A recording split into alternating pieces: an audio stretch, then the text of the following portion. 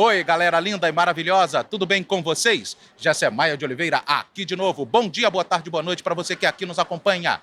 Inscreva-se, obtenha atualizações de nossos vídeos, favorite, dê o joinha, bota aquele coraçãozinho maravilhoso, espalha para geral, badala o sininho para você ser notificado quanto update de nossos conteúdos.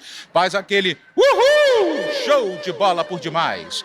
Temos certeza que o nosso trabalho ser-lhe-á de grande monta e aqui está essa obstinada criatura e, ao mesmo tempo, de certa forma, controversa para alguns grupos, porque ela está tentando fazer as coisas loucas tornarem-se sábias. Está aqui um exemplo disso, que é a Árvore da Vida, a lenda de Chaim, e outro exemplo um pouquinho mais tangível, mais palpável, Chico Bento e Rosinha, não, é Flores de uma Primavera. A respeito desses dois romances, está aqui Monely Zerbini. Como foi esse seu despertamento literário? Olha, tudo começou em 2017, quando eu tinha acabado de me casar. Eu queria seguir uma profissão. E aí, um belo dia, eu senti de começar a escrever. Eu tive uma ideia, que foi até a Árvore da Vida, que no início eles não iam se chamar Arya e Khalil, eles se chamariam Nina e Davi, seria uma história mais infantil. E aí eu comecei a escrever num laptop antigo do meu marido. Sim.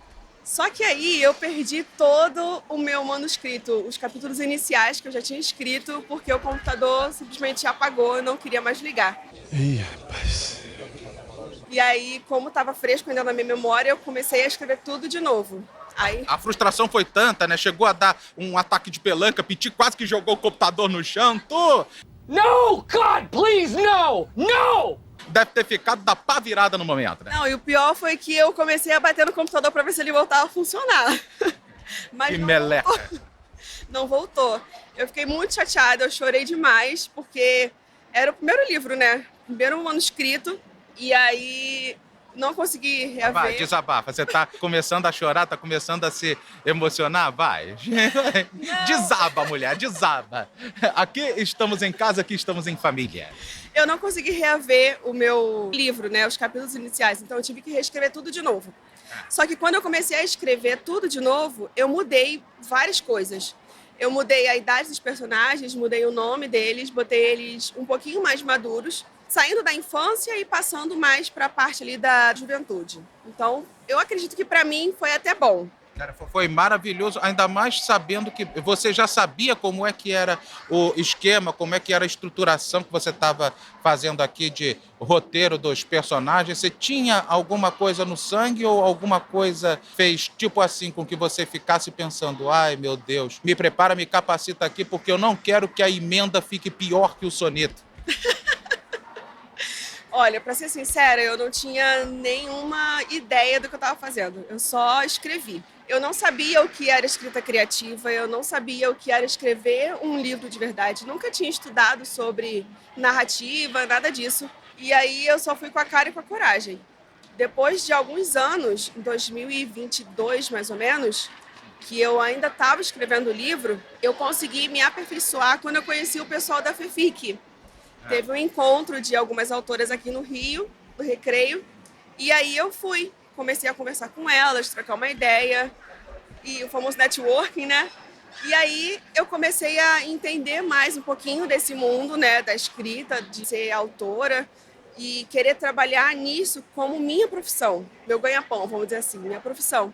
Então eu consegui dicas de como escrever, fui aprendendo, fui pesquisando cursos, e hoje eu tô aqui. Nessa época tu já estava com o livro pronto, né? Ou não? Você ainda estava reconcebendo a ideia? Então, nessa época, eu ainda estava terminando de escrever o livro. Eu lancei ele em 2022, em julho, para a FEFIC, especificamente. Só que eu fiz um pouquinho nas pressas, né? Que eu queria terminar logo e ver aquela história sendo publicada. E aí, em julho de 2022, eu consegui publicar o livro. Ah, tá. Agora, como separar toda a tecnicidade e também a vivência pessoal com relação à estruturação da escrita? Olha, eu uso bastante exemplos das pessoas que estão ao meu redor, de quem eu conheço. Eu não consigo criar um personagem novo sem colocar algo de alguém que eu conheça. Então, sempre vai ter alguma característica minha ou de alguém nos meus livros. Exemplo, o Flores tem muita característica minha na personagem principal porque ela é uma pessoa ansiosa. E eu sou puro suco de ansiedade. Ah, cara, tô verificando isso em você. Meu anjo, calma. Estamos em família, estamos em casa, estamos entre bons amigos. Inspira, expira. Vai com calma. Você tá aqui perante o nosso público e não tem nada que a faça ficar tensa. Pelo contrário, deixa a imaginação fluir. Afinal de contas, é assim que você calca os seus escritos. É, eu gosto bastante de ficar pensando, né, em qualquer situação que eu viva. Eu tô sempre prestando atenção. Exemplo, a gente tá aqui conversando, numa entrevista, e aí eu já vou para casa pensando, nossa, isso daria um livro de fantasia, uma menina sendo entrevistada e aí acontece uma coisa diferente. E eu vou pensando nisso e sempre anotando no meu bloquinho. Então, pro Árvore da Vida não foi diferente. Pro Flores, que foi um pouquinho além do normal. Mas pro Árvore da Vida, eu me inspirei mais em As Crônicas de Nárnia, em Senhor dos Anéis. Eu sempre gosto de falar isso, porque eu gosto desse mundo da fantasia. E como foi fazer um amálgama da estruturação toda da história do povo hebreu com relação a propriamente a estrutura de uma fantasia, como você fez aqui na Lenda de Chaim, na Árvore da Vida? Eu não sou uma escritora arquiteta, como as pessoas costumam. A maioria dos escritores são, né? Eles montam ali uma escaleta, fazem os capítulos tudo bonitinho, né? Uma frasezinha assim para poder saber o que vai acontecer nos capítulos, mas comigo não. Eu só escrevo e as coisas vão fluindo. Então, com relação a essa parte, foi muito natural, porque eu sempre coloco nos meus livros aquilo que eu acredito. Então, todos os meus livros vão ter a cosmovisão cristã. Para colocar isso no meu livro, eu só sentei e escrevi, e as coisas foram acontecendo. Por exemplo, a questão da árvore. Primeira coisa que a minha mãe falou, a minha mãe é pastora. Isso não obstante o acidente de percurso, não obstante o acidente de percurso que tu teve com relação à sua máquina, na qual você quase que perdeu tudo, né? Você não se esqueceu, eu tinha que ter salvado na nuvem. 1 milhão de coisas pairaram na sua cabeça. Pois é, eu continuei. E aí ela falou assim, nossa, uma árvore. Isso tem a ver com a árvore do centro do jardim? Eu falei assim, nossa, não é que é verdade? É sim. Sim. Do certo é assim. Então, essas coisas eu fui colocando no livro, assim, natural. Foi bem tranquilo. E no final das contas você conseguiu reestruturar o livro de tal forma que, cara, não é porque eu tô perante a você, não é porque eu li, resenhei o seu livro, mas engraçado, todos os escritores que eu abordei na Bienal, interessantemente, quando eu vejo os escritores acadêmicos, os escritores que estão nas ABLs da vida, quando eu vejo os escritores clássicos e eu coloco em paralelo os novatos, é impressionante, cara, o que essa galera tá fazendo de literatura. Contigo, cara, não foi diferente. Você colocou realmente uma história intrigante aqui em cima dessa Lenda de Chaim, em cima dessa Árvore da Vida, que poderia ser uma arca da aliança que foi levada pelos povos inimigos. Olha, isso é bem legal. Eu tenho alguns planos para continuar nesse universo aqui, para explorar ele mais um pouquinho. Vamos ver o que acontece. E a sua ideia é bem interessante. Aliás, foi isso que a gente falou, em particular aqui, as tribos, sua alimentação, todo o seu sofrimento, os seus envolvimentos com coisas estranhas, com deuses estranhos, com mulheres estranhas e todo aquele desdobramento. E, cara, isso daí é mesmo uma reestruturação que tu fez de narrativa bíblica, unicamente você coloca prefaciado e pós-faciado, para instilar as pessoas a compreenderem as Sagradas Escrituras não como um bicho de 7 cabeças. Exatamente, porque a Bíblia não é um bicho de 7 cabeças. A gente precisa entender ela pelo Espírito Santo. Porque a Bíblia mesmo fala que a letra mata. A gente pode ler e nada pode acontecer, mas quando a gente lê a Bíblia pela luz do Espírito Santo, a gente consegue entender as coisas e ver que toda a narrativa bíblica aponta para o amor do Pai por nós, né? Tanto que ele enviou Jesus e tal. E então, no meu livro não foi diferente. Desde o início, eu sempre falo sobre o amor. a sabedoria, como está lá em Provérbios. E eu me apeguei bastante a Gênesis, dessa parte do Êxodo, da parte das tribos. São 12 reinos, então eu quis colocar isso bonitinho assim no livro, para que as pessoas pudessem ler, como a gente fala muito na ficção cristã, para as pessoas lerem o livro e falarem assim, cara, eu entendi essa parte aqui quando eu li a Bíblia, agora eu estou entendendo de um jeito diferente. Mas a gente não quer que os livros cristãos, de ficção cristã, substituam a Bíblia. A gente quer que as pessoas leiam o livro e vejam, nossa, você colocou esse ponto aqui, esse versículo. Puxa, bem legal, eu gostei. Eu profundamente tocada com uma parte do seu livro, eu gostei bastante. Como já vieram para mim e já falaram isso. Então, isso me deixa muito feliz. Poxa, você leu, por exemplo, além de C.S. Lewis, você falou das Crônicas de Nárnia e de uma série de outros livros que ele já escreveu. C.S. Lewis é um polímata, cara, uma das maiores intelectualidades que o pessoal que é literata precisa conhecer. Mas você conhece uma outra escritora? Entrevistei, inclusive, na Bienal da Pandemia, a Sara Guzella. Ela tem mais ou menos essa estrutura narrativa. Você já teve contato? Já leu algum livro dela? Já posso dizer que conheço a Sara. A Sara é uma inspiração para mim. Eu sempre falo isso para ela quando se encontra nas bienais e nas fanfics aí, né, da vida. Toda a história que ela teve, eu comecei lendo A Escolha do Verão dela, foi quando eu a conheci, e depois eu li Os Clãs da Lua, que os dois agora foram lançados pela Thomas Nelson com o selo Histórias. E uma coisa que me deixa muito feliz, né, que é ver a ficção cristã alcançando lugares e patamares altos que a gente antigamente não tinha alcançado, não alcançava. Sim. E ela, para mim, é uma inspiração. O jeito que ela escreve tanto para público infanto-juvenil quanto para adultos, né? Eu, como uma adolescente de 28 anos... Que isso, minha filha, você parece ter muito menos, cara. Você tá bem rejuvenescida, bebê, pra idade que tu diz que tem. É a melanina ajuda. A sua bem indígena não é à toa, é a árvore da vida, né? Cara, tua tez indígena, seus traços indígenas. Exatamente. Dizem muito. Indígena e árabe também. Eu tenho essa mistura. Zerbini, o sobrenome Zerbini. Cara, a primeira lembrança que me veio à cabeça é do primeiro homem no Brasil a fazer um transplante. O primeiro no mundo foi um sul-africano, Christian Itling Barnard. O primeiro no Brasil foi o Dr. Zerbini. Exatamente, fez o transplante de coração. Mas esse sobrenome aí eu peguei emprestado do meu marido. Ah, sim. Nada que ver com o cara que fez o transplante, né? Não. Aí é da parte dele, da família dele. Mas eu achei que daria um tchan colocar Zerbini no meu nome. Cara, meu nome já é diferente, né? Ficou muito bem confluído aqui, ficou muito artístico. O seu nome chama a atenção sobre si mesmo quando alguém vai ler. Moneli Zerbini, será que essa menina escrevendo é boa? Tá aqui. Flores de uma Primavera, galera. Será que esse livro foi menos tenso para fazer do que o Árvore da Vida? Foi menos tenso. O Flores foi muito mais rápido do que a Árvore da Vida. Eu escrevi ele em, se eu não me engano, 3 ou 4 meses.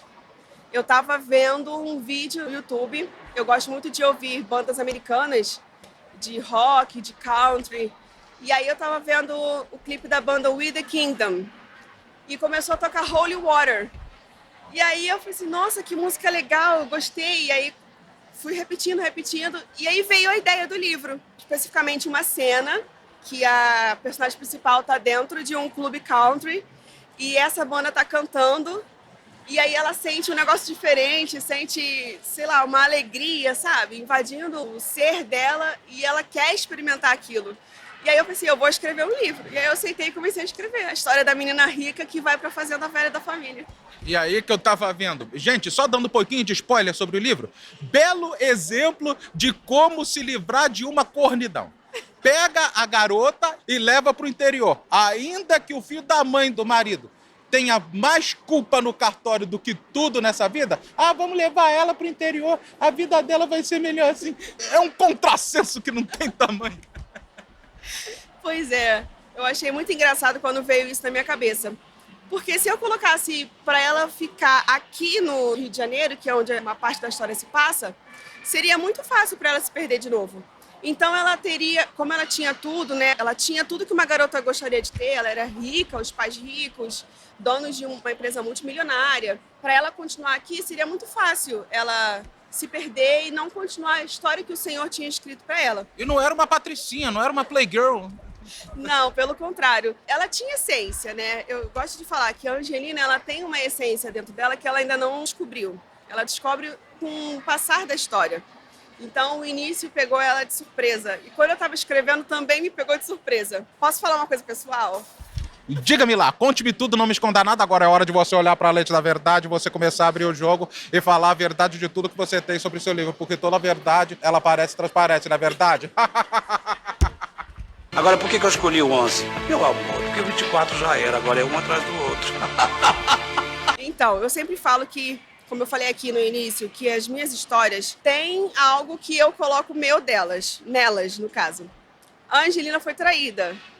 E eu também fui, pelo meu ex-namorado, antes do meu marido. Veja bem, se não tem que mandar matar uma desgraça dessa. E aí eu quis colocar isso na história. Olha bem pra minha cara. Pois é, infelizmente. Mas águas passadas, já passou.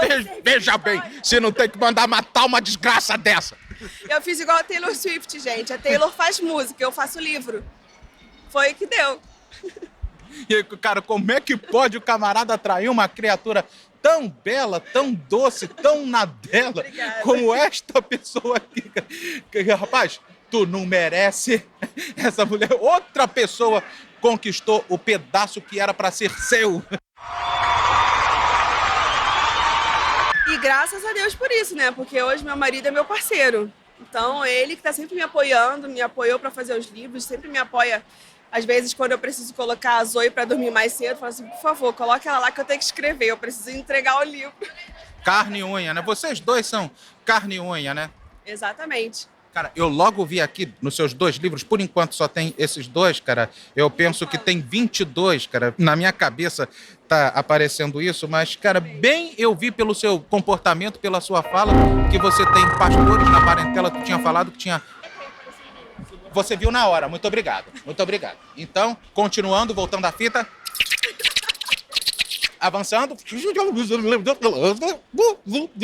Pronto, parou de gravar, mas voltou. Continuando aqui, depois desse interregno cultural, a gente volta com a Monelise Zerbini aqui. Parou na hora que você começou a falar dos seus pais, não é isso? Eu acredito que sim. Muito bem, estamos apresentando o video show.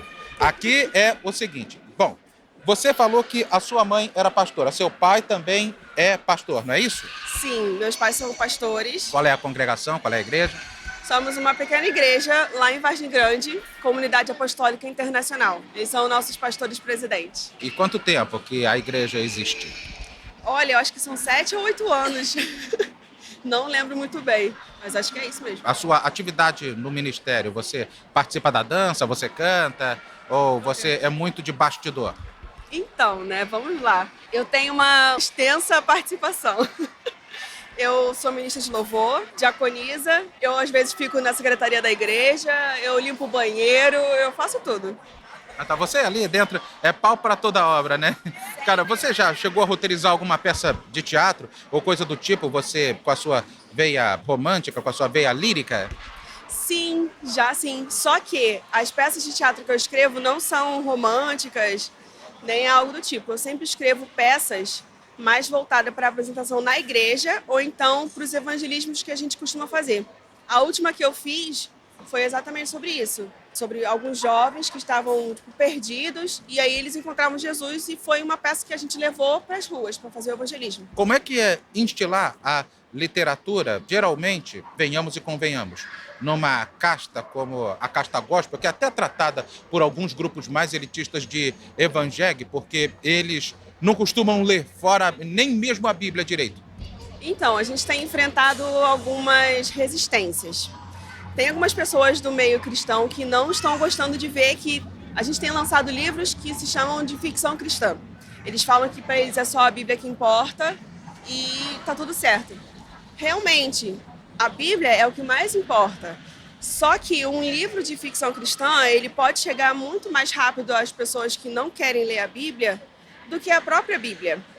Eu, por exemplo, tenho um testemunho, eu chamo de testemunho, né? Na última Bienal do Rio de Janeiro, que eu vendi. Você teve em Sampa ou você teve? Não pude ir, Tá. infelizmente. Mas, continuando, você teve uma experiência, né? Sim, Na sim. Bienal, conta pra mim. Na Bienal do Rio de Janeiro, foi 2023, né? Sim, 2023, foi quando eu te entrevistei. Apareceu, exatamente. Isso. Eu vendi o meu livro, Árvore da Vida, para um ateu. É mesmo, é? Falou que nunca mais iria ler a Bíblia, que o pai dele era pastor e ele estava muito chateado com a igreja, com onde ele estava, né? E aí eu falei assim, cara, dei uma palavra para ele e falei assim, olha, lê esse livro aqui e vê o que você acha. Se você gostar, você continua lendo. Se você não gostar, você dá para outra pessoa. Só que, infelizmente, eu nunca mais tive contato com ele. Então, eu não sei o final da história. Cara, tomara a Deus que ele tenha tido o despertamento dele com relação às coisas de Deus. Afinal de contas, a gente ia até falar sobre pedagogia cristã, quando combinamos a entrevista, e o que a gente consegue ver, o que a gente vislumbra de fato. Hoje eu até ia entrevistar outra pessoa, mas essa situação eu não vou entrar no mérito das questões aqui, até porque não convém, até porque somos profissionais e ao mesmo tempo éticos. Mas não dá para a pessoa viver desatrelada de Deus em nenhum momento. Tanto que, olha só, isso em bom português, eu não estou tirando do rabo, isso é uma coisa que é fato. A maior parte dos casos de depressão e dos casos até de suicídio vem a partir dos ateus. Infelizmente, né? Mas assim, eu acredito que são pessoas que precisam do nosso amor, né? E precisam conhecer o amor de Deus. Quando uma pessoa conhece o amor do Senhor, a vida dela muda completamente. Tanto que Jesus foi instigado, né? Foi perguntado qual era o maior mandamento. O Senhor Jesus falou assim, olha, ame o Senhor Deus sobre todas as coisas, com toda a sua alma, seu entendimento, seu coração, e ame ao próximo como a ti mesmo. Esses são os maiores mandamentos. E quando a gente entende que tudo que literalmente o mundo precisa é amor, as coisas são diferentes, as coisas mudam. O olhar dessas pessoas para nós e de nós para elas muda. E por falar em amor, é aqui que você vê um amor sem maldade, um amor melífluo, um amor com pouca malícia. Como é que é conceber a história de uma paixão em que o cara, ele tem um comportamento, ele tem algo que ela considera até como um transtorno de caráter, e no final das contas, ela é uma poliana na vida. Eu até referenciei outros livros aqui, eu não referenciei um que é Poliana. Cara, porque por onde a Poliana passava, ela provocava desarmes sentimentais. E aqui existe o desarme sentimental na figura de Pedro. E sabe o que é pior? Não, o que é melhor, aliás, é que eles dois se envolvem entre si sem que a carnalidade sobrepuje todo o resto, inclusive o trâmite do casamento. Sim, eu quis colocar isso bem evidente, né? Porque a Angelina, ela... Não que ela tenha crescido num lar cristão, mas os pais dela frequentavam a igreja, ela frequentava quando era criança. Só que aí houve algumas coisas na vida dos pais que eles se perderam, mais pelo dinheiro do que por outra coisa. E aí ela também acabou se perdendo. E nisso que ela se perdeu, ela começou a se envolver com o tal do Maurício. Maurício que não é uma boa pessoa. Casamentos arranjados, esses casamentos por dote, tal, tu antiguizou um negócio aqui, e um dote que não deu certo, ele é um partido excelente para ti, ficar com ele e seja o que Deus quiser. Pois é, os pais da Angelina queriam usá-la para obter um contrato milionário, porque as empresas, né... Uma escada financeira. Exatamente. Ela literalmente foi vendida, né? Ela quase vendida, dando um spoiler. E aí, Maurício não era uma pessoa de bom caráter, de boa índole. E acabou levando a Angelina para um mau caminho, digamos assim. E aí acontecia coisas que a gente, como cristão, acredita que é para acontecer só depois do casamento. E acontecia antes com ela. Então ela se perdeu nisso. E o mais interessante de tudo é que o cara era um ogro e... A gente pensou que fosse ser um cabra macho e, na verdade, cara, ele segurou a onda, ele teve um comportamento muito mais, infinitamente mais ético do que o aético do Mauricinho. Exatamente. Eu quis colocar o Pedro assim, porque às vezes a gente encontra, como menina, né, falando, a gente encontra uns caras que são meio rudes, mas é porque eles têm um fardo, né? Uma coisa que eles carregam desde o passado. E isso foi escrito na história. Por que ele era, assim, chato e brigão com a Angelina, né? Ranzinza. Porque ele não gostava da família dele, da família dela, perdão. Escapuleto e Montec, eu tava falando lá. Porque os pais da Angelina, a fazenda onde ela foi, eles literalmente abandonaram o lugar. O pai do Pedro e da Carol morreu e eles não se importaram. Nenhuma condolência, nada. Então ele guardava esse rancor no coração dele. Só que ele colocava na pessoa errada, ele depositava na pessoa errada. Até ele descobrir que ela não era assim, né? Não era uma pessoa ruim, era uma pessoa boa. E aí teve esse envolvimento dos dois. Já tô dando spoiler demais, pelo amor de Deus. Leiam este livro, Flores de uma Primavera, recomendação do Gessé. Ó o likezinho do Gessé aqui com relação ao livro. Vale a pena, como vale a pena vocês explorarem um pouquinho da Árvore da Vida, a lenda de Chaim, e deixem suas viagens acontecerem além da imaginação, através dessas leituras que tem muito a acrescentar, principalmente com relação a princípios éticos, a moral e bons costumes, como ter um relacionamento cristão sólido. E está aqui um exemplo de vida através de uma pessoa que precisou perder para ganhar muito mais além daquilo que ela perdeu. Exatamente. E eu gosto, assim, de falar isso, sabe?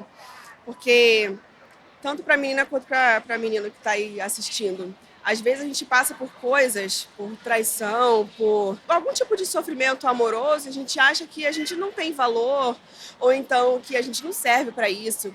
Mas eu acredito que o Senhor já escreveu uma história muito bonita a nosso respeito. Tanto que eu coloquei isso como uma dedicatória aqui no Flores de uma Primavera. A nossa história, a história que o Senhor escreveu para nós, história amorosa que eu digo, não só de vida pessoal, é uma história muito linda e a gente só precisa viver. É só esperar o momento certo que as coisas vão acontecer. Às vezes a gente quer fazer as coisas apressadamente, do nosso jeito, mas as coisas acontecem do jeito dele, naturalmente, porque o tempo dele é perfeito. Muito cuidado para você não encontrar um Maurício na sua vida, tá ok? Não faça as coisas apresuradas e precipitadamente, faça como as Flores da Primavera. Então, tá aqui Árvore da Vida, a lenda de Chaim. Não se esqueçam, muito cuidado também com as escolhas erradas e com as pessoas erradas com quem você se envolve. Um complementa, um não neutraliza o outro, pelo contrário, ambos se confluem. Conversei aqui com Moneli Zerbini, quer falar mais alguma coisa? Me sigam no Instagram, gente.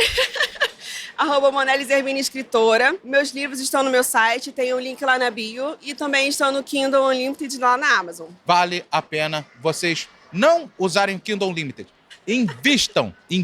Eu falo isso de cátedra. Invistam no trabalho dela para que ela se sinta cada vez mais inspirada e instilada a compor. Moneli Zerbini, muito obrigado. Eu que agradeço, muito obrigada pela oportunidade, pela participação aqui, eu gostei bastante. É isso daí, pessoal. Assim sendo, vamos ficando por aqui, prometendo voltar, se assim o nosso Deus quiser e, é claro, permitir, com mais, em uma outra oportunidade. E lembre-se sempre, com Deus à frente, você é mais que vencedor. Fiquem todos com Ele, portanto, e como sempre a gente se vê, one more time. See you later. Bye bye. Pose para thumbnail do vídeo.